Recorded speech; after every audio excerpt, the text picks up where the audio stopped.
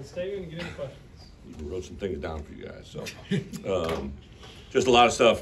Sunday after watching the film, especially on the offense side of the ball, just very impressed with a lot of guys. Obviously, a couple guys got headlines, but to be quite honest, Zai and Julian probably played the best football that they've played. Julian really in his entire career here, and Zai to date by far the best. He's put together a couple good strings of plays in a row, and then obviously Reggie, going into that game, really his first full week of, and we even actually backed off him on Wednesday. If the game heading into it, we thought obviously Kane would be the major workhorse, and then we thought Reggie somewhere 15 to 25. He ended up playing 67 plays the way he played. Just incredible performance by him, and really at the wide receiver position. Isaiah, Casey, Pat, Pat was having a heck of a game until he got rolled over on the sideline over there. That kind of grabbed his ankle and rolled it a little bit. And Ashton came in, and Ashton was just awesome. Not only his blocks, but there's a play where he actually freed up Reggie on that crack toss. It was just the growth that young man's had has been absolutely awesome. And then the quarterback play for John was just awesome. Really what we saw all week during practice was kind of what carried into the game. I know last week you guys had it, we didn't really know if Luke was going to be cleared last week. He had a chance to pass the test on Wednesday, and if that was the case, that he had passed and he could have been cleared by Saturday, but that was ruled out from Wednesday. He actually did pass the next phase of the test on Friday. We took him and threw him around last night, but I'll talk about that in a minute. Defensively, obviously, way too many points, way too many penalties. It got to a point of ridiculousness, but there were some guys that played extremely well. Johnny just continued to be as impressive player as I've ever witnessed in my coaching career. Like, I know we've hit on it, but he just got up for the Benerick. Is that the one's out already? And he's going to be mentioning a couple other here in the next coming days, and just a really, really, really impressive player to watch in many different ways. I thought Gabe and Seth together on the edges probably played the most complete game they had played. Gabe really came alive with a couple sacks and just the strength and the power that he has. Seth continues to move forward. Dylan Rosiak came in and did another really good job. And again, at the end, he made two critical plays, kind of like last week when he made some plays down the stretch there that were pretty important. So, and then it was really cool. I know we talked about him after the game. Mac Resetich came off the bench and made a huge play that I think really could parlay into something special for him. Special teams, Hugh was incredible in the hang time. That's probably the best performance he'd had, actually, in the execution of the punt, the way we got it. David Alano, after hitting one, he really found his groove back in, I would say, more in line to what we had at the beginning of the year when he was really stroking it well. And then Caleb obviously missed the PAT, but to connect on the field goal is just really special from a national award standpoint. Obviously I already mentioned Johnny, but for Isaiah to get on the Blitnikoff, I know you guys know you've probably been tired of me here and trying to labor him into that, but I give Bret Moore a lot of credit. The detail that Bret puts together to get these guys on these lists, just truly excited for Isaiah and the work that he's put in, and John had to get the Big Ten Player of the Week, and then also the national recognition on a few other awards have been absolutely awesome. Injury-wise, Reggie handled it really, really well. Like I said, we thought it was going to be limited. He came through for his teammates in a big way. Keith, I wouldn't say he's quite back to where he needs to be, but he definitely sucked it up and played and did as good as we could expect. And then I thought two guys that shined for us at times, probably played as well as we have seen him play. And Bryce Barnes got in and did another continued thing. Is Caden, who's going to be to be determined, hasn't been fully functional yet. Obviously, we haven't practiced, but depending on how he handles the week, we'll determine his availability. And then, the guy that obviously everybody's going to talk about, Luke, he basically was in a position on Saturday that he could be no contact, didn't want to put him out there. You probably saw him out there throwing around. We don't normally go out on the grass on Sunday, but we took him out on the grass Sunday and threw him around with the wideouts and did some stuff he looked really, really good on. He can't get officially cleared until he goes through a couple protocol things this week, but as coaches, we'll kind of work through that during the course of the week and see where it goes. Zai rolled his ankle but went back out there and again played well. And then Pat Bryant didn't finish the game, but he was trying to get back in there. I don't know if we'll have him available for Tuesday, but the plan is to have him out there Wednesday and should be good to go by Saturday. So be nice to get some of these guys back out here and moving. Kind of excited. Iowa, obviously, we played Iowa since I've been here, but that was the week that Ryan got COVID the week before. I got it after him, and I missed this game the last time it was played. But to go back and more importantly, to play a Big Ten team that's at the top of the Big 1G West, right? And Kirk and I have known each other for a long time, worked for him, utmost respect, a lot of things that I believe in. I carried through the beginning phases of learning from him, so excited for that matchup and all that goes into it, excited for our guys. Obviously, there's a lot to be said about what's all on the line, but really just to play Iowa at Iowa, it's going to be their senior day. I think it'll be a tremendous opportunity for our guys to kind of continue to grow and see where we're at. So with that, I'll open up for questions. How will you approach quarterbacks this week? Obviously, Luke not clear, but even if he is clear, how will you go about it? You know, quarterbacks, because of protocol, they have to be cleared for contact, but hopefully your quarterbacks don't have much contact, right? So, like, it's kind of unusual to get a quarterback. So he's got to go through some things Tuesday that will clear him for, basically, if he has no issues on Tuesday, he would be cleared full go if we played a game on Wednesday, just the way it kind of all lays out. So I think we'll just kind of take it to that approach. We'll just, if you know, I've never been a coach that has ever put a player in a position that they've lost by injury, right? So kind of went through that with my first year, but obviously John has played exceptionally well from the time he entered the game 2 weeks ago against Minnesota to the way he played last week. But I think our guys will know the plan very clear Tuesday, Wednesday, Thursday, and we'll make a decision as it gets closer. But the good news is we got two guys that we feel can play. And I'll say this, you know, Donovan got a lot of work last week. We worked Cal into some things, so there's been some alternate plans that have been a benefit of this whole situation. Big Ten, you mentioned briefly, Big Ten West, the chance to still get in there with a lot of things. Do you talk about that with the guys at all? Are you worried about it? I don't. Here's what I do know. In this world that we live in today, there's just so much availability for them to gather information. So on Sunday, we always take a kind of the look at the world of college football. I definitely showed them where we stand, you know, with 5 other teams that are in the Big Ten West. I did make note of, you know, we still had 2 teams that were listed above us, so we got to play Iowa, Northwestern, and obviously Wisconsin and Minnesota are behind us. And, you know, the only team that's mathematically eliminated is really Purdue, right? So I think it's just one of those things, you make sure they understand it, but this really is, I've really had our guys focus the last 2 weeks on a daily approach. They've done a really good job, and we'll just kind of continue that momentum. But they are, I think, very aware of what could be out there, but they have to take advantage of this opportunity this week before it even matters. You played there, you coached there, you know Kirk. Can you shed some light on what just makes Iowa so consistent year in and year out on defense? Yeah, I think obviously the direction and the plan.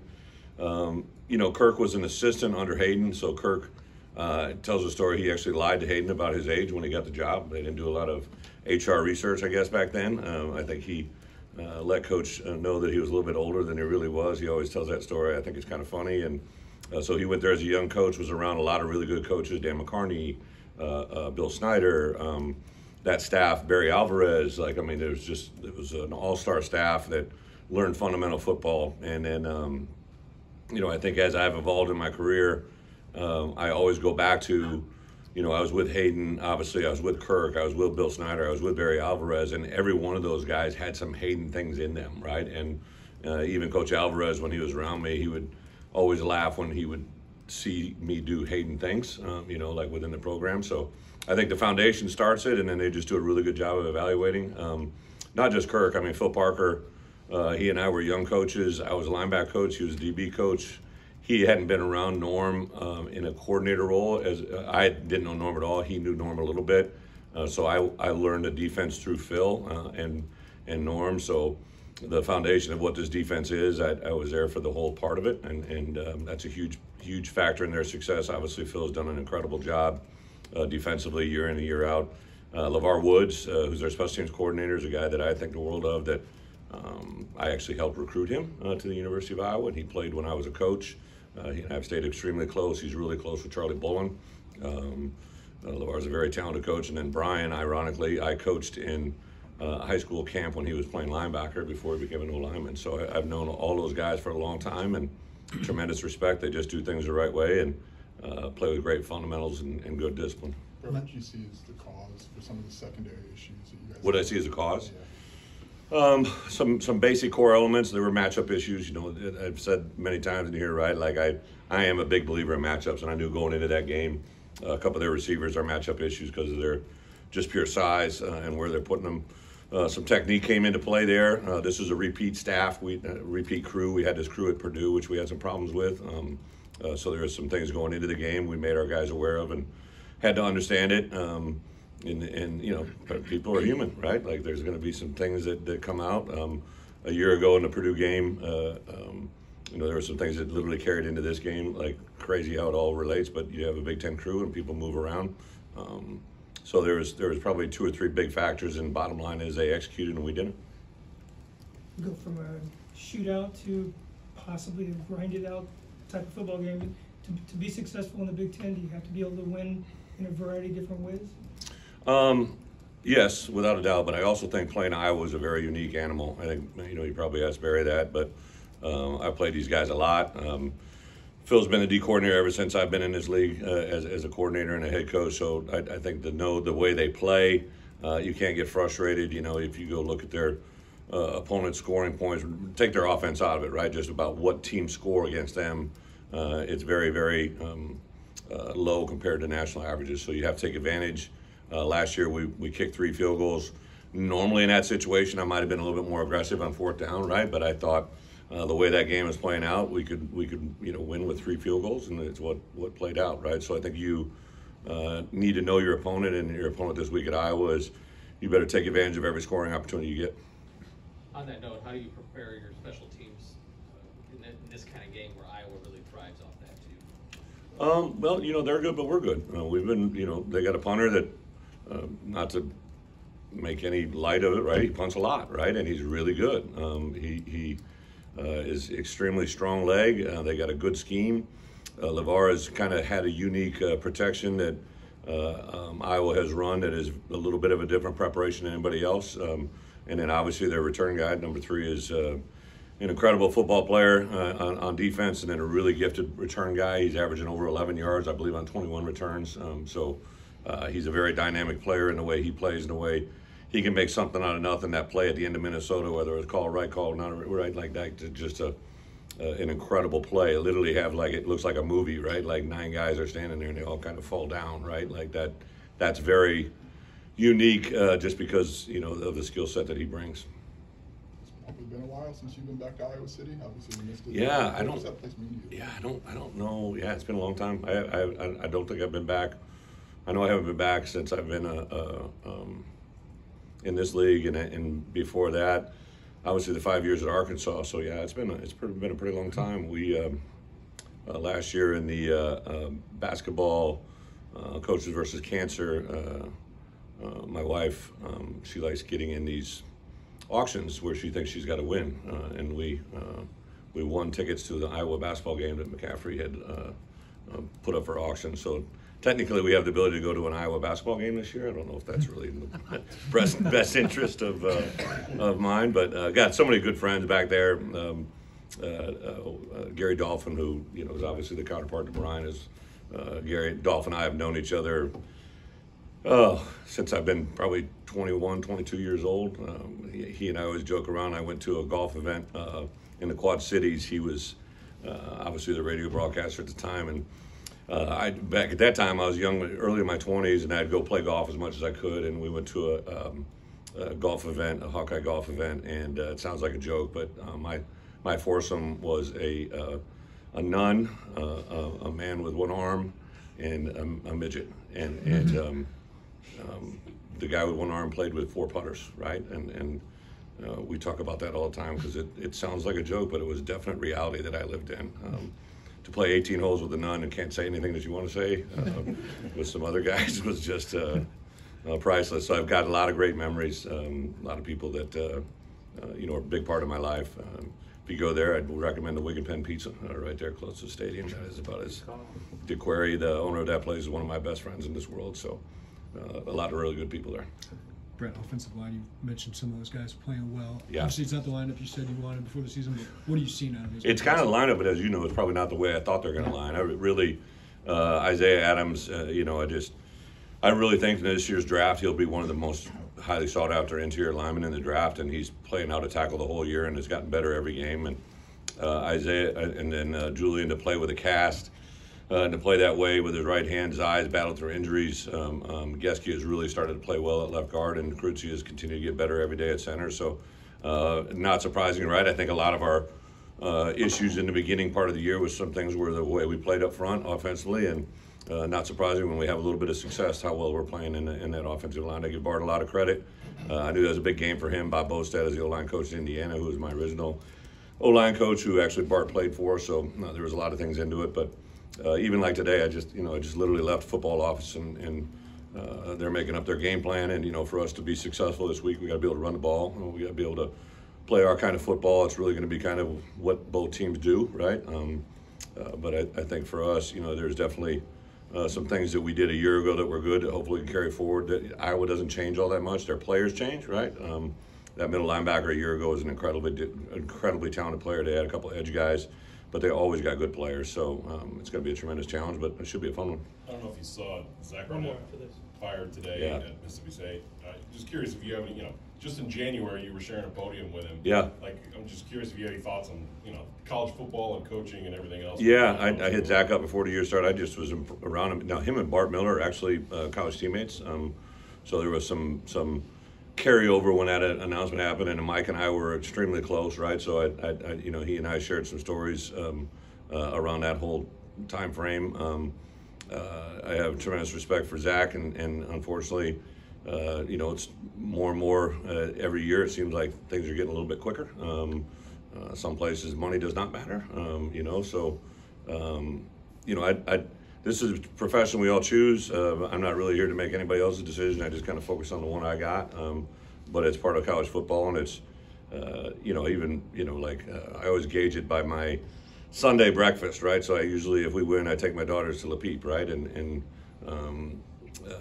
mainly the reason I do it after wins is everybody's really friendly, right? If after a loss, I probably get bounced to the end of the line the whole time, right? So it's just, I think in today's world, everybody just feels there's got to be a strong reaction one way or the other, right? And I think when you sit back and assess and take things through, Bret does a great job of, there's some things, some milestones that we're accomplishing right now in our program that I have no idea that we're doing it, right? Like, of course, I don't want to be a 5-5 football team, but with that, we've won a lot of games here the last couple of years that hasn't been done here in a long time, and we're on the verge of doing things, and I can't be reactionary and lose focus on. I'm just trying to get better every time. But I will, I lift it up to experiences because of some of the injuries this year, the way things have laid out. There's a couple scenarios that we had a couple kids that were committed to us. We fell off at the end and didn't get them in, and then because of the way they fell off, I couldn't get someone in at their caliber, and having a couple immediate impacts on positions we've needed this year, and it profoundly affects your team, right? So like this rule that allows us to kind of adjust our 85 scholarship, it's something I'm really glad I had the 3 years of NFL experience, because that's really how you got to manage a team right now. It's a very ever-flowing roster with 85.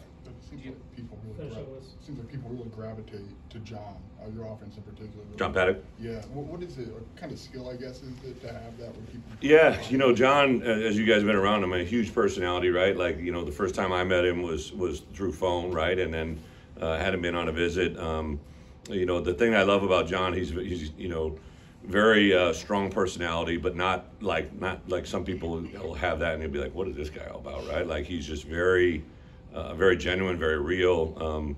I saw that post-game interview, right, where he said, I'm a 6-year walk-on quarterback. I'm just going to let it rip, and that's him, right? Like, I think he's genuine every day. A lot has been said about his journey, right? And he kind of does have that approach in his demeanor, and I think that's what makes it easy. I think a lineman, literally in the locker room, the first thing he said, linemen, wide receivers love you, right? Like, that ain't fake, right? Like, that's what it is. And our defensive guys, I think from day one, you could see the way they responded to him. So, yeah, it's a fun time, and we'll see how much more we go.